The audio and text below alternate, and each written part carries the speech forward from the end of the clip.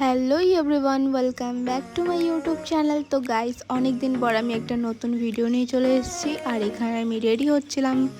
তো আমি আজকে যাব কলকাতা। তাই জন্য আমি পুরো রেডি হয়ে গাড়িতেও চেপে পড়েছি, দেখতেই পাচ্ছ। আর দেখতে দেখতে দেখতে দেখতে আমি চলেও গেছি ফ্লাইটে। তো ফ্লাইটে এটা হচ্ছে, আমি গাড়ির ভেতর করছি, এত হাওয়া চলছিল না কি বলবো।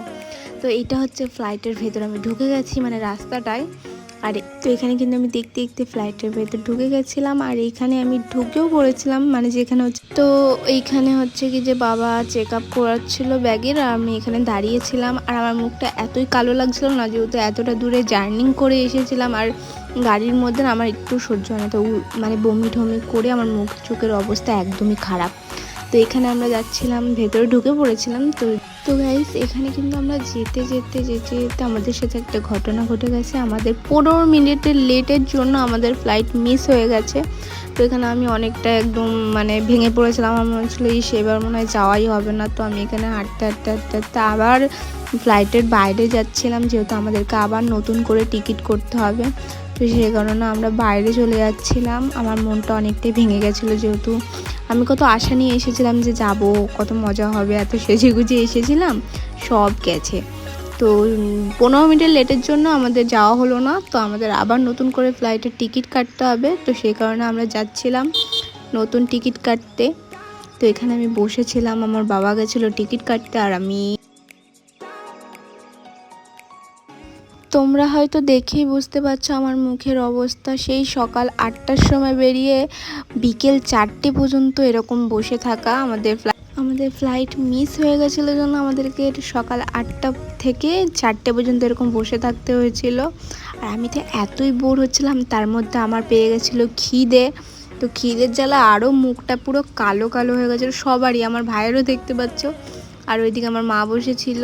তো আমরা এখানে অনেকটা ল্যাদ খাচ্ছিলাম, যেহেতু সেই সকাল 8টার সময় বেরিয়ে যদি এরকম 4টে পর্যন্ত এরকম বসে থাকতে হয়, তাহলে তো সবারই মুডটা খারাপ হয়ে যাবে।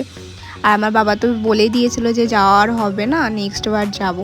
তো আমার মুডটা আরোই খারাপ হয়ে গেছিলো, সেই কারণে আমি এরকম করে বসেছিলাম। তারপরে আমরা চলে যাই বাইরে একটু হাওয়া খেতে। তো হাওয়া খাওয়ার সময় আমি একটা জিনিস দেখতে পাই, তোমাদের সাথে দেখাচ্ছি, দেখো।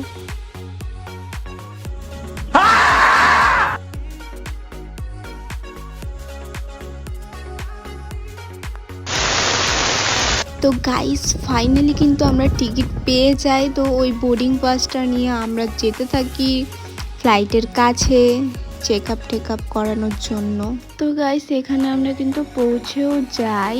তো অনেক যুদ্ধর পরে কিন্তু আমরা এই অনেক বিপদ অনেক কিছু কাটিয়ে আমরা একদম ফাইনালি প্লেনে চড়বো।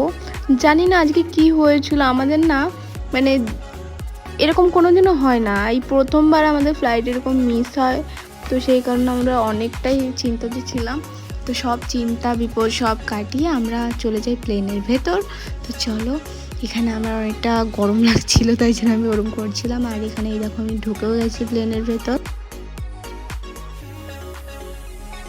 সেখানে না আমি যাচ্ছিলাম যখন, আমার অনেকটাই মানে আনন্দ হচ্ছিলো, মনের ভেতরটা লাড্ডু ফুটছিল। কেন জানো তো, আমি 1 বছর পর আমি আবার বাড়ি যাচ্ছি, মানে কলকাতায় যাচ্ছি। আমার ভীষণ মজা হয় জানো তো, এরকম 1 বছর 1.5 বছর 2 বছর পর পর গেলে পর আমার অনেক মজা হয়। তো এখানে আমি কিন্তু বসে পড়েছিলাম, আমি নিয়েছিলাম জানলার সিটটা, যেহেতু আমার ভাই মা সবাই না ভয় পায়, সেই জন্য আমাকে বসিয়েছিল। তো এখানে আমাদের প্লেনও ছেড়ে দিয়েছে। আজকের ভিডিওটা এইটুকুনি, ভালো লাগলে like comment share and subscribe করতে একদম ভুলবেন।